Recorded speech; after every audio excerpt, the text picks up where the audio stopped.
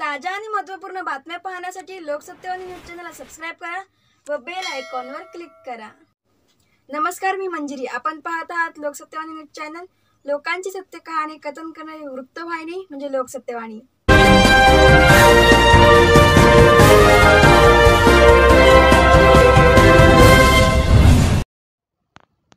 अष्टपैलू व्यक्तिमत्व कवी संतोष सावंत अजून एका वेगळ्या नव्या भूमिकेत पाहावयास मिळाले। नवचैतन्य सामाजिक विकास संस्था आयोजित शिववाहतूक सेना व शिव सामर्थ्य प्रतिष्ठान यांच्या वतीने शिवाजी मंदिर नाट्यगृह दादर येथे 23 जानेवारी रोजी दशावतार झुंज बिबट्या वाघाची या नाटकाचा प्रयोग झाला। त्यावेळी कवी, गीतकार, गायक, पत्रकार, संपादक, प्रकाशक आणि अभिनेता संतोष सावंत हे अजून एका नव्या भूमिकेत पाहावयास मिळाले। स्त्री भूमिका ते तर उत्तम प्रकारे साकारतात, पण त्यांनी अजून एक नवीन भूमिका सादर केली। सेनापतीची ही भूमिका अगदी कोणतीही रिहर्सल न करताही चांगल्या प्रकारे पार पाडली। असा अजून एक वेगळा अभिनय कौशल्य प्रेक्षकांना दाखवून त्यांनी स्वतः अष्टपैलू असल्याचे सिद्ध केले। यावेळी कवी संतोष सावंत यांच्या विशेष कार्याची दखल घेऊन कवयित्री उषाताई गुजराती यांनी रंगमंचावर पुष्पगुच्छ देऊन सन्मानित केले। नाट्यसेवेबद्दल भरभरून कवी संतोष यांना शुभेच्छा दिल्या।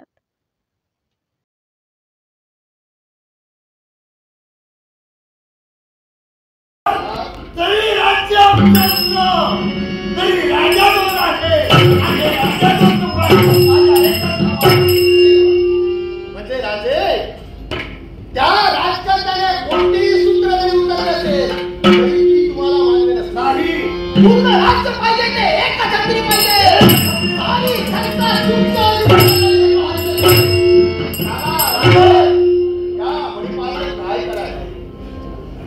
आमचे सर सेनापती त्यांना निमंत्रित केला। त्यांना इथपर्यंत साऱ्यांनी मिळून साऱ्यांच्या समोर मला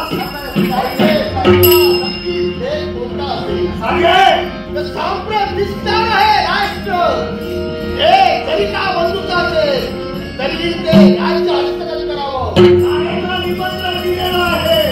यावेळी राजसाहेब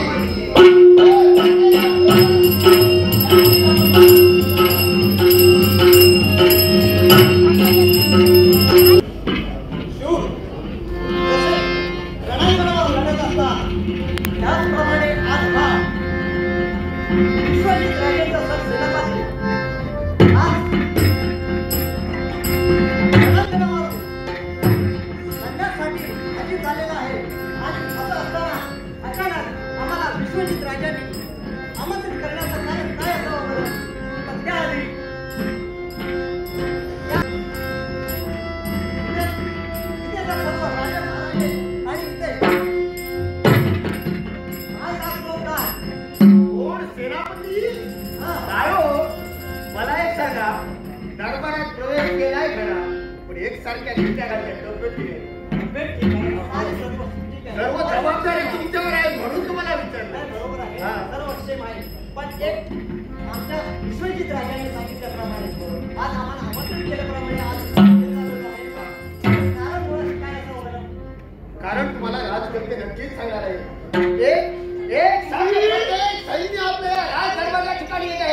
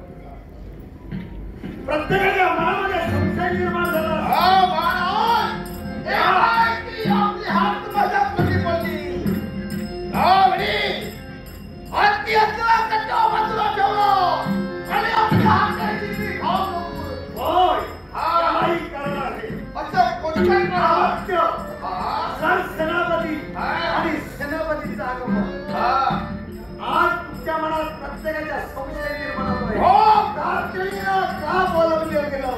रावसाहेब, हा काय नकलीचा टप्पा आहे? काहीतरी आमच्या मनात संशय वाटतो आहे. तुमचा संशय सांगा, कोणता संकट आहे? आम्हाला तुम्ही पाचारण केलं आहे. सेनापती, हा? संकट हे बाजूलाच राहिलं. काय झालं ना ते सांगा. माझ्या मनात जे काय वावरत आहे काय आता? त्यावरती तुम्हाला मला उत्तरं द्यायची आहे. हा. इंद्रापूर हा. हे राज्य मला एकतर्फ करायचं आहे. काय म्हणता हो? एकच राजा आणि एकच प्रजा. या भागाचे 2 भाग झाले. हे गावाचा एकच राज्य करायचं आहे. तुमची इच्छा असेल, आपल्याला माहीतच आहे. आजपर्यंत हा हिंदुस्थानी राज्य वेगळं झालेलं आहे. अति काही संकटात नाही, अति काही करून उपयोग नाही. प्रत्येक पाऊल टाकताना विचारानं पाऊल टाकलं पाहिजे. सांगा. विजय आपल्या बाजूला व्हायला हवा. आधी चिंता करू नको. आजपर्यंत पण आल्या एकदम आकांड तांडव करताय. मला त्यांच्या नशिबाला हे शांती सांगू शकते. विजयश्री आमच्यात वाटायला मिळणार आहे. संशय घेण्यात काही कारण नाही. तुम्ही म्हणताय त्यांनी काय युद्ध होणार की नाही होणार ही पुढची गोष्ट आहे. राजाने आम्हाला पहिला आदेश केलाय का? तुम्ही आलाय, मग त्यांचं काय आहे? त्यांचं पुढे मत काय आहे? हे ऐकून घेणे आपले गरजेचं आहे. पण आजपर्यंत राजांची इच्छा आम्ही पैसे त्याच्या पुढेही करणार. विक्रम सिंग, वेळ आपल्याकडे कमी आहे. वेळेचं बंधन जर प्रत्येकाचं पाळलं तर नक्की यशवाची पाहिजे. ऐका, मला तुमचं आदेशाचं पालन करू. सांगतो आहे तेवढं ऐकायचं. तेव्हा पहिलेली व्यक्ती आज आमच्या नेत्रासमोर इंद्रपूर नगरीतील दक्षिण विभागातील राजे ईश्वर यांच्या संदेशानुसार हा शिवसेनापती यांनी आपल्याकडे हा शुभ संदेश म्हणजे आमच्या बंधूंना आपल्याजवळ पत्रिका पाठवली. ही पत्रिका अशी आहे, आपल्याबरोबर या युद्धभूमीवर युद्ध करायचं आहे असं त्यात नमूद केलेलं आहे. यावर आपला काय विचार आला तो आपल्या सैनिकामार्फत कळवावा.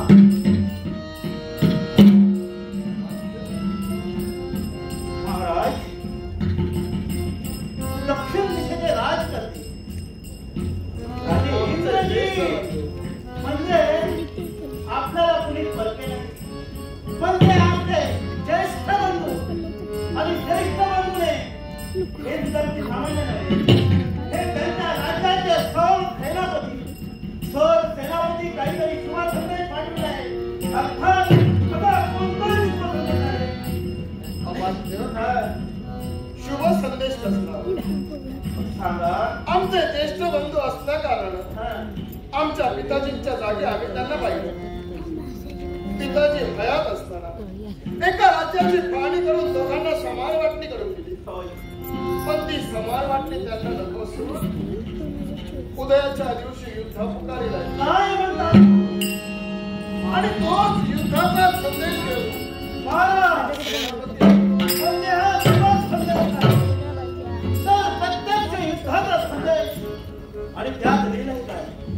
महाराज,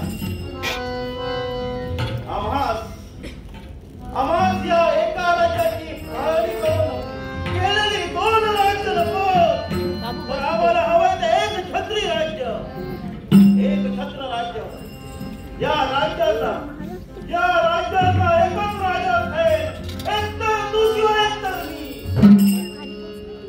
एवढंच नाही, हे वाचून कदाचित तुम्हाला वाटेल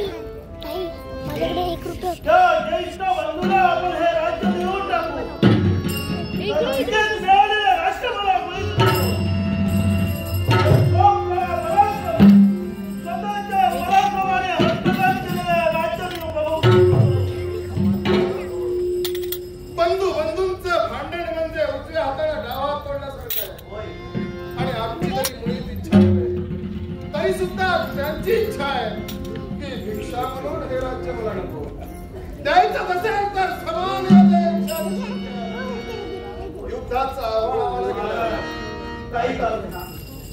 त्यांचे युद्ध बनवीपर्यंत आले.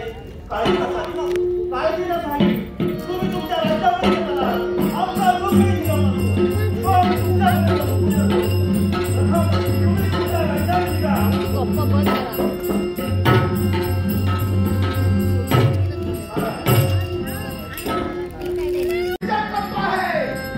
काहीतरी आमच्या मनात संशय वाटतो आहे.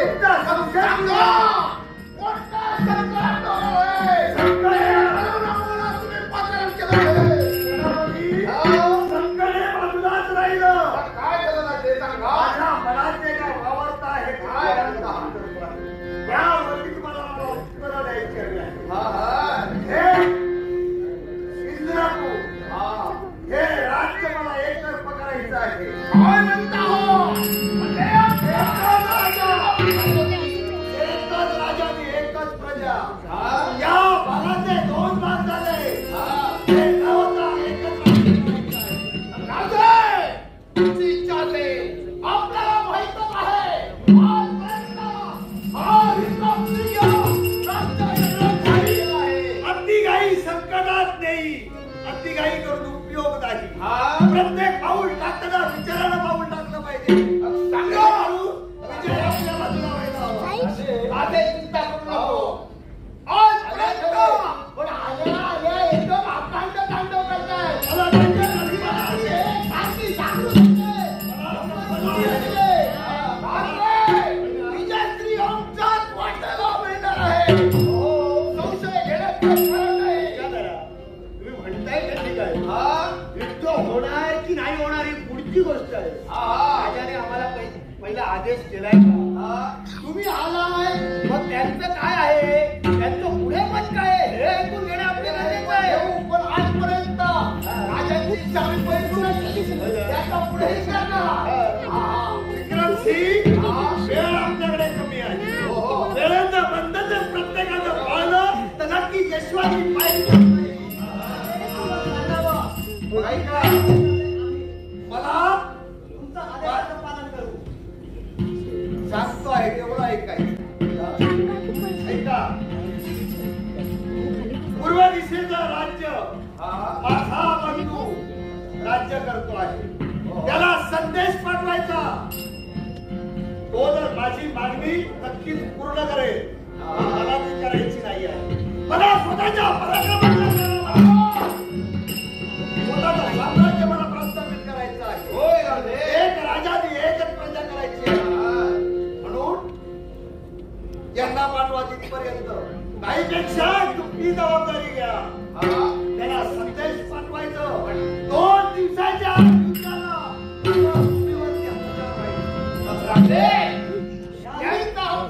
काही पैकी पण आली. हा सेनापती आहे. सेनापतीला आपण तिथपर्यंत संदेश देऊन पाठवून देऊ. आणि काय करत आहे प्रथम पाहू. आणि जर का ते ऐकायला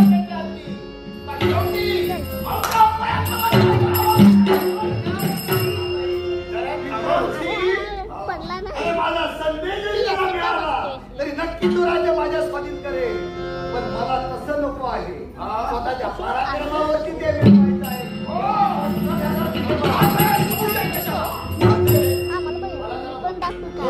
मला एक सांगा, तुम्ही हे राज्य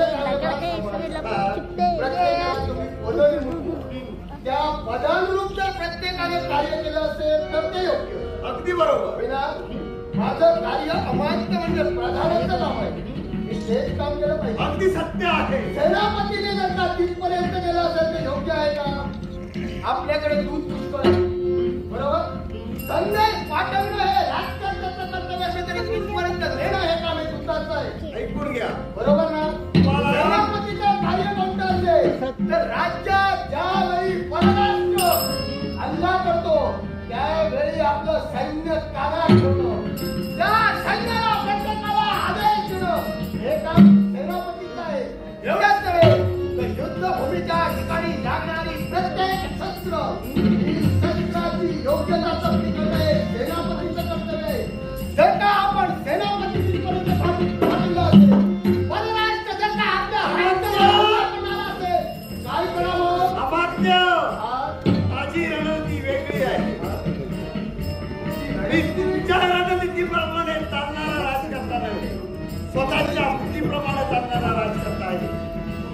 करायचं आहे. जर तुम्ही तिथपर्यंत गेलात ना तर थोर अपमान माझा होईल. कारण राजकारणानंतर त्याचा मान असेल तो अमात्याचा. अमात्य तुम्हाला या युद्धाची रणनीती आखायची आहे. म्हणजे याला फक्त संदेश घेऊन पाठवायचा आहे. रणनीती तुम्ही वापरायची आणि त्याने त्याच्यावरती तुमच्याबरोबर साह्य करायचं आहे. असं जर का असेल हा राज दरबार आहे. या राज दरबाराच्या व्यतिरिक्त हे विस्तार साम्राज्याचं नगर, या नगराच्या ठिकाणी छावणी दरबार भागात या छावणी दरबाराच्या ठिकाणी प्रत्येक जिल्ह्याने तुमचे अधिपत्याखाली असलेले सैन्य उपस्थित आहे. त्या प्रत्येक सैन्याला हा व्यापार आदेश देणार आहे.